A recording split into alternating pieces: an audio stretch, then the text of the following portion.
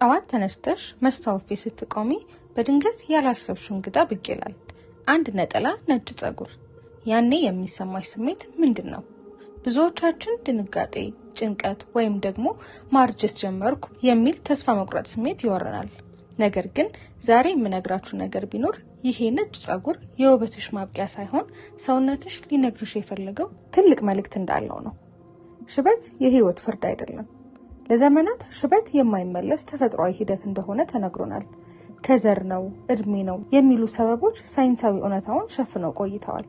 ነገር ግን ዘመናዊ ባዮኬሚስትሪ የሚናገረው ሌላ ነው። ሽበት ልክ እንደ አንድ መኪና ዳሽቦርድ ላይ እንደሚበራ የቀይ መብራት ምልክት ነው። ሞተር ውስጥም ዘይት እንደጎደለው ወይም ደግሞ ውሃ እንደጠማው ሁሉ ጸጉራችሁ ነጭ ሲሆን በውስጣችሁ አንድ ወሳኝ ንጥረ ነገር መጉደሉን እየጮኸ ይነግራችኋል። ታዲያ በዚህ ቪዲዮ ውስጥ ስለ ጸጉር ቀለም ብቻ ሳይሆን ስለ ሰውነታችን ውስጣዊ ፋብሪካ እንማራለን። ከኬሚካል ቀለሞች ባርነት ወጥተን በሳይንሳዊ መንገድ ጸጉራችንን እንዴት ወደ ቀድሞ ቀለሙና ጤንነቱ እንደምንመልስም ደረጃ በደረጃ እናያለን። ውድ የቢዩቲ ዊዝ ሚጣ ተከታታዮች እንኳን ወደ ቻናላችን በሰላም መጣችሁ። ለዚህ ቻናል አዲስ ከሆናችሁ ሰብስክራይብ በማድረግ ቤተሰብ ይሁኑ። ታዲያ ከየት ሀገርም ሆናችሁ እንደምትከታተሉ ኮሜንት ላይ ያሳውቁልኝ። የጸጉር ቀለም ፋብሪካ ሜላኖሳይትስን እንመልከት። ወደ መፍትሄው ከመሄዳችን በፊት ጸጉራችን እንዴት ቀለሙን እንደሚያገኝ ማወቅ አለብን። ወደ ጸጉራችን ስር ወደ ሚክሮስኮፒክ ዓለም እንውረድ። የሜላኒን ሰዓሊዎች በእያንዳንዱ የጸጉር ቀዳዳ ፎሊክል ስር ሜላኖሳይትስ የሚባል አስደናቂ ሴሎች አሉ። እነዚህ ሴሎች ልክ በጸጉር ስር ተቀምጠው ጸጉርሽን ቀለም እንደሚቀቡ ትንንሽ ሰዓሊዎች አድርገሽ አስቢያቸው። እነዚህ ሰዓሊዎች ሜላኒን የተባለ ንጥረ ነገር ያመርታሉ። ዩሜላኒን ደግሞ ጥቁር ወይም ደግሞ ቡናማ ቀለም የሚሰጠን ነው። ፊዮሜላኒን ደግሞ ቀይ ወይም ደግሞ ቢጫ ቀለም የሚሰጠን ነው። እነዚህ ሴሎች በጤናና በንቃት እስከሰሩ ድረስ ጸጉርሽ የፈለገውን ያህል እድሜ ቢኖረው ቀለሙን አይቀይርም። ታዲያ እነዚህ ሰዓሊዎች ለምን ስራ ያቆማሉ? የካኒት ሳይንስን እንመልከት። ሽበት ሳይንሳዊ ስሙ ካኒት ይባላል። ይህ የሚከሰተው ሜላኖሳይቶች ሲደክሙ፣ ሲሞቱ ወይም ደግሞ ቀለም አቀብሉኝ የሚለው ትዕዛዝ መቀበል ሲያቅታቸው ብቻ ነው። ይህንን ልክ እንደ አታሚ ፕሪንተር ቀለም ማለቅ ሳይሆን አታሚ ውስጥ ያለው ቀለሙን የሚቀባው ሜካኒዝም መበላሸት ማለት ነው። ዛሬ የምናየው እነዚህን ሰዓሊዎች እንዴት ወደ ስራ እንደምንመልሳቸው ነው። አንድ የሚገርም ሳይንሳዊ ግኝት ልንገራችሁ። ሰውነታችን በራሱ በጸጉር ቀዳዶች ውስጥ ሃይድሮጅን ፕሮክሳይድ ያመርታል። አዎ፣ ጸጉር ቤት ውስጥ ጸጉርን ለማንጣት የምንጠቀምበት ኬሚካል ሰውነታችን በትንሽ መጠን ያመርታል። ውስጣዊ ብሊቺንግም ይባላል። በተፈጥሮ ሰውነታችን ካታሊዝ የተባለውን ኤንዛይም አለው። የዚህ ኤንዛይምም ስራ ያንን ፕሮክሳይድ ሰባብሮ ወደ ውሃና ኦክሲጅን በመቀየር ጸጉራችን እንዳይነጣ መከላከል ነው። ነገር ግን በጭንቀት በተበከለ አየርና በመጥፎ አመጋገብ ምክንያት የካታሊዝ መጠን ሲቀንስ ሰውነታችን ራሱ ጸጉራችንን ከውስጥ ወደ ውጪ ብሊች ማድረግ ይጀምራል። ይሄ ሂደትም ኦክሲዴቲቭ ስትረስ ይባላል። ልክ ብረት ዝገት እንደሚባለው ሁሉ ጸጉራችንን በኦክሲጅን ዝገት ቀለሙን ያጣል። አሁን ወደ ዋናዎቹ የጦር መሳሪያዎች እንግባ። ጥቁራን ተከሳሽና መፍትሄ ቫይታሚን ቢ12 ነው። ቢ12 በደም ውስጥ ኦክሲጅን ተሸካሚ የሆኑትን ቀይ የደም ሴሎች ለማምረት ወሳኝ ነው። ጸጉርሽ ቀለም እንዲኖረው ኦክሲጅንና ደም በበቂ ሁኔታ ጸጉርሽ ስር መድረስ አለበት። ቢ12 ቢያንስ ጸጉርሽ መተንፈስ ያቅተዋል። ለምን ቢ12 ይጎድላል?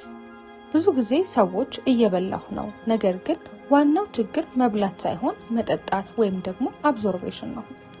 የጨጓራ አሲድ ማነስ ቢ12 ከምግብ ተለይቶ ወደ ደም እንዲገባ ከፍተኛ የጨጓራ አሲድ ያስፈልጋል። አሜራዞል ያሉ የጨጓራ አሲድ ማስታገሾች ቢ12 እንዳይመጥ ያደርጋሉ። አመጋገብ ላይ ስንመጣ ስጋ፣ እንቁላልና የወተት ተዋጽኦች የማንመገብ ከሆነ ለከፍተኛ እጥረት እንጋለጣለን። እሺ፣ አሁን ዋና ዋናዎቹን ማዕድንና የአኗኗር ዘይቤ ሚስጥሮችን እንመልከት። እነዚህ ለጸጉርሽ ቀለም መመለስ እንደ ሞተር የሚያገለግሉ ንጥረ ነገሮች ናቸው። የመጀመሪያው ፎሊክ አሲድ ወይም ደግሞ ቫይታሚን ቢ9 ነው። ቢ12 የጸጉርሽ ኦክሲጅን ከሆነ ፎሊክ አሲድ ደግሞ ጸጉርሽ መማሪያ መጽሐፍ ጠባቂ ነው። ፎሊክ አሲድ ከቢ12 ጋር በመሆን አዳዲስ ሴሎችን ለመገንባትና የዘር መመሪያችንን ዲኤንኤ ለመጠገን ይረዳል።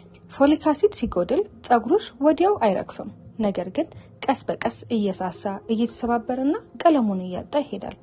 ይህ የሚሆነው ፀጉርሽን ቀለም የሚቀቡ ሴሎች አዳዲስ የቀለም መመሪያዎችን ከዲኤንኤ መቀበል ስለሚሳናቸው ነው። ታዲያ የፎሊክ አሲድ ምንጮች ምንድናቸው ብለሽ ከጠየቅሽኝ አረንጓዴ ቅጠላ ቅጠሎች ልክ እንደ ሰላጣ፣ ቆስጣና ጥቅል ጎመን ያሉት ይጠቀሳሉ። ወደ ጥራጥሬ ደግሞ ስንሄድ ምስርና ባቄላ ከፍተኛ የፎሊክ አሲድ ክምችት አላቸው። ፍራፍሬ ላይ በተለየ ብርቱካንና አቮካዶ የፎሊክ አሲድን በደንብ ይይዛሉ። አሁን ደግሞ የሚላኒን ዋና ሞተር ወደ ሆነው ወደ ኮፐር እንለፍ። አብዛኛው ሰው ስለ ቫይታሚኖች ይሰማል እንጂ ስለ ኮፐር ብዙም አያውቅም። ነገር ግን ያለ ኮፐር ፀጉርሽ ቀለም ሊኖረው በፍጹም አይችልም። ታይሮሲናስ ምንድን ነው? በሰውነታችን ውስጥ ሜላኒን እንዲመረት የሚያደርግ አንድ ኤንዛይም አለ። ስሙም ታይሮሲነስ ይባላል። ይህ ኤንዛይም ስራውን ለመጀመር የግድ ኮፐር ያስፈልገዋል። ኮፐር ከሌለ የፈለገውን ያህል B12 እና ፎሊክ አሲድ ቢኖርሽ የፀጉር ቀለም ፋብሪካው መብራት እንደጠፋበት ቤት ዝም ይላል። ታዲያ ኮፐርን የት እናገኘዋለን ካልን ጥቁር ቸኮሌት ወይም ደግሞ ዳርክ ቸኮሌት ውስጥ ቢያንስ 70% ካካዋ ያለው ቸኮሌት ለፀጉርሽ ቀለም ድንቅ ነው። ለውዝና ሰሊጥም ጥቃቅን ፍሬዎች ቢመስሉም የኮፐር ማከማቻዎች ናቸው። የበግ ወይም ደግሞ የጥጃ ጉበትም በዓለም ላይ ካሉ ምግቦች ሁሉ ለፀጉር ቀለም ቁጥር 1 ምግቦች ናቸው። አሁን ደግሞ ከፀሐይ ወደምናገኘው ቫይታሚን ዲ እንለፍ። ቫይታሚን ዲ ዝም ብሎ ቫይታሚን ሳይሆን እንደ ሆርሞን ነው የሚሰራው። የፀጉርሽን የእድገት ዑደት ግሮዝ ሳይክል የሚቆጣጠረው እሱ ነው። የፀጉር መተኛትን ስንመለከት ደግሞ ቫይታሚን ዲ ሲያንስ ፀጉርሽ እረፍት ላይ ነኝ ብሎ እድገቱን ያቆማል። ያኔ አዲስ የሚበቅለው ፀጉር ደካማና ያለ ቀለም ነጭ ሆኖ ይወጣል። በቂ የፀሐይ ብርሃን ማግኘትና አሳ፣ እንቁላል መመገብ ይህንን የተቆለፈ የፀጉር ፋብሪካ ይከፍታል። እስኪ አሁን ሁሉንም ንጥረ ነገሮች አቀናጅተን ወደ ማዕድ እንቀይራቸው። ፀጉርሽን ከውስጥ ለመቀባት በቀን ውስጥ ምን መመገብ አለብሽ? የቢትዊዝ ሜጣን የአመጋገብ ሰንጠረዥ እንመልከት። በመጀመሪያ የምናገኘው ቁርስ ሲሆን ቁርስ ላይ እንቁላል ለቫይታሚን ዲ እና ባዮቲን ከቆስጣ ጋር በጣም ተመራጭ ነው። ወደ ምሳ ስናልፍ ምስር ወይም ደግሞ ባቄላ ለፎሊክ አሲድ ወሳኝ ናቸው። መክሰስ ላይም ጥቂት ለውዝ ወይም ደግሞ ሰሊጥ ብንመገብ ኮፐርና ዚንክን በቀላሉ ማግኘት እንችላለን። እራት ሰዓት ላይ አሳ ወይም ደግሞ አልፎ አልፎ ጉበትን ብንመገብ B12 እና ብረትን በቀላሉ አገኘን ማለት ነው። ታዲያ ማስወገድ ያለብሽ ነገሮች ከፍተኛ ስኳር ያላቸው ምግቦችና መጠጦች በሰውነት ውስጥ ብግነት ወይም ደግሞ ኢንፍላሜሽን በመፍጠር የቀለም ሴሎችን ይገድላሉ። ስኳርን መቀነስ ማለት ለፀጉርሽ እድሜ መስጠት ማለት ነው። እስኪ አሁን ደግሞ እንቅልፍና ፀጉር ስላላቸው ቁርኝት እንመልከት። ስተኚ ፀጉርሽ ስራ ይጀምራል። በከባድ እንቅልፍ ውስጥ በምትሆኝበት ጊዜ ሰውነትሽ ሜላቶኒን የተባለ ሆርሞን ያመነጫል። ይሄ ሆርሞን በዓለም ላይ ካሉ ጸረ ዝገት ንጥረ ነገሮች ሁሉ ጠንካራው ነው። በሌሊት የሞቱ ሴሎችን ይጠግናል። የፀጉርሽ የቀለም ፋብሪካንም ያድሳል። በቀን ከ7 እስከ 8 ሰዓት አለመተኛት ለሽበት ዋነኛ ምክንያት ነው። እነዚህን ካልን አሁን ደግሞ ወደ ማጠቃለያው እንሂድ። ሽበት ማርጀትሽን ሳይሆን ሰውነትሽ ትኩረት መፈለጉን የሚገልጽበት ቋንቋ ነው። እነዚህ ሳይንሳዊ ሚስጥሮች በመጠቀም ፀጉርሽን ብቻ ሳይሆን አጠቃላይ ጤንነትሽን መቀየር ትችያለሽ። መስታወት ፊት ስትቆሚ የምታየው ጠላትሽን ነጭ ፀጉር ሳይሆን የለውጥ ጓደኛሽን ይሆናል ማለት ነው። ውድ የቢትዊዝ ሜጣ ተከታታዮች የዛሬው ቪዲዮአችን ይህንን ይመስላል። ጠቃሚ እንደሚሆንም ተስፋ አድርጋለሁ።